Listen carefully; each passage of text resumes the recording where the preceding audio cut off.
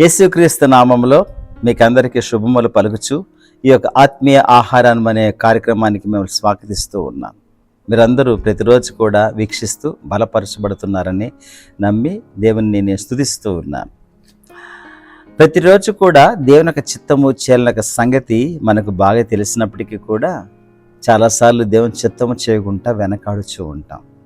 అసలు దేవుని చిత్తాన్ని కొన్నిసార్లు మనము కనుక్కోం. ప్రభు ఏమన్నాడో తెలుసా? చూడండి, మత్తయి సువార్త 7వ అధ్యాయము 21వ వచనం ప్రకారము, ప్రభువా ప్రభువా అని నన్ను పిలుచు ప్రతివాడును పరలోక రాజ్యంలో ప్రవేశింపడు గాని పరలోకమందున నా తండ్రి చిత్త ప్రకారము చేయవాడే ప్రవేశించును అని అన్నాడు. అంటే అర్థం ఏమిటి? ప్రతిరోజు కూడా దేవుని యొక్క చిత్తాన్ని మనం తెలుసుకునేటువంటి వారంగా ఉండాలి. 2 విధాలుగా దేవుని యొక్క చిత్తాన్ని మనం తెలుసుకోవచ్చు. మొదటిగా రాయబడిన దేవుని యొక్క చిత్తం, దేవుని యొక్క వాక్యాన్ని చదువుతూ ఉంటే దేవుని యొక్క వాక్యానుసారంగా నువ్వు జీవించేటువంటి ప్రక్రియే దేవుని యొక్క చిత్తం.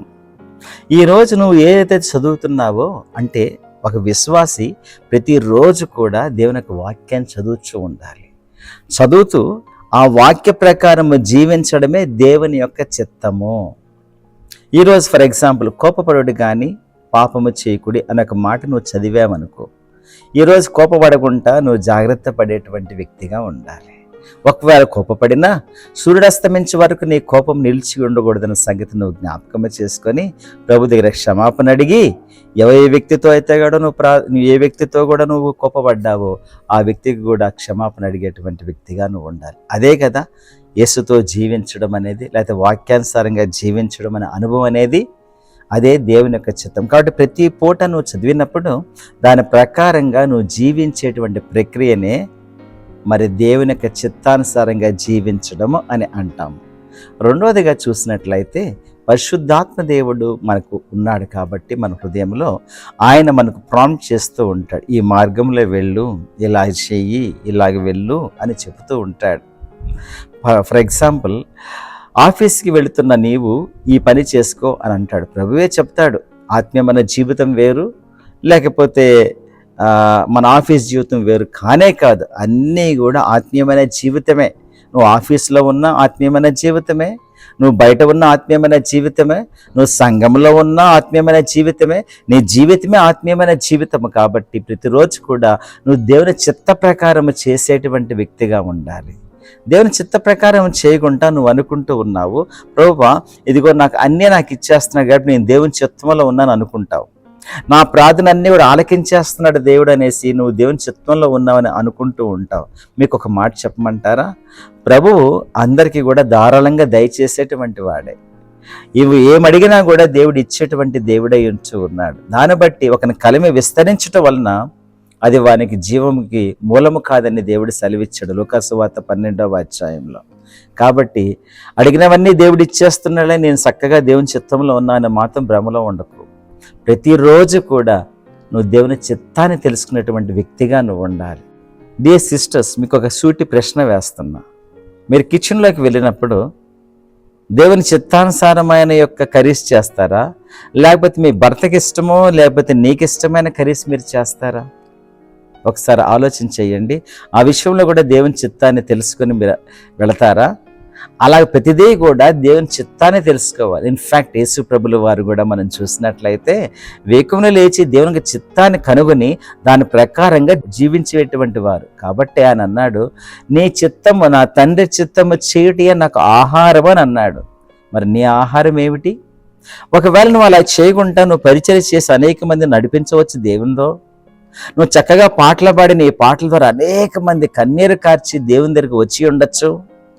అంత మాత్రాన నువ్వు ఖచ్చితంగా పరలోకం వెళ్తావని గ్యారెంటీ లేదు. ఆ దినాన్ని ప్రభు ఏమంటాడో తెలుసా? చూడండి, మత్తయి సువార్తలో 7వ అధ్యాయము 22వ వచనంలో, ఆ దినమంది అనేకులు నన్ను చూచి ప్రభువా ప్రభువా మేము నీ నామమున ప్రవచింపలేదా, నీ నామమున దయ్యములను వెళ్ళగొట్టలేదా, నీ నామమున అనేకమైన సూచక్రియలు చేయలేదా అని చెప్పుదురు. అప్పుడు ఎన్నడనూ నాకు తెలియదు, ఎరగను, అక్రమం చేయవాళ్ళారా మీరు మా యొద్ద నుండి పారిపోండి అని చెప్తానన్నాడు. మీరు ఒక్కసారి ఆలోచన చేయండి. దేవుని చిత్తాన్ని నువ్వు సంపూర్తిగా చేస్తూ ఉన్నావా? నువ్వు చేయకపోతే ఒక్క రోజున నిజంగా దేవునికి తీర్పు దినమున నువ్వు పరలోకం చేరవు. చాలామంది వాళ్ళ సొంత ఆలోచన ద్వారా మినిస్ట్రీ నడుపుతూ ఉంటారు. చాలామంది వాళ్ళ ఆత్మీయమైన జీవితాన్ని వాళ్ళ ఇష్టానుసారంగా ఇది కరెక్ట్ అనేసి వెళ్ళిపోతూ ఉంటారు. అది కాదు కదా. దేవుని చిత్తము దేవునికి గ్రంథములో ఉన్నది. దేవునికి ఆత్మ ద్వారా మనం తెలుసుకోవాలి. దేవుని గ్రంథం ద్వారా మనం తెలుసుకుంటాము, రెండోది దేవునికి ఆత్మ ద్వారా కూడా మనం తెలుసుకుంటాం. ఎందరైతే ఆత్మతో నడిపించబడుతున్నారో వారందరూ దేవుని కుమారులు అనబడతారని సెలవిచ్చారు. Are you being led by the holy spirit? పరిశుద్ధాత్మపూర్వంగా నువ్వు నడుస్తూ ఉన్నావా? ఆయన చెప్పేటువంటి విధంగా నువ్వు చేస్తూ ఉన్నావా? వాక్యం చదువుతున్న నీవు ఆ రోజు ఆ వాక్య ప్రకారంగా జీవించేటువంటి ప్రయత్నం నువ్వు చేస్తూ ఉన్నావా? అయితే మంచిది. ఒకవేళ చేయకపోతే జ్ఞాపకం చేసుకో, 100% పరలోకాన్ని నువ్వు చేరవు. పరలోకానికి అనేక మందిని చేర్పించేటువంటి యొక్క వస్తువుగా ఒక పాత్రను వాడుకున్నాడు, కానీ బహుశా నీవు వెళ్ళకపోవచ్చేమో. కాబట్టి సరిచేసుకో.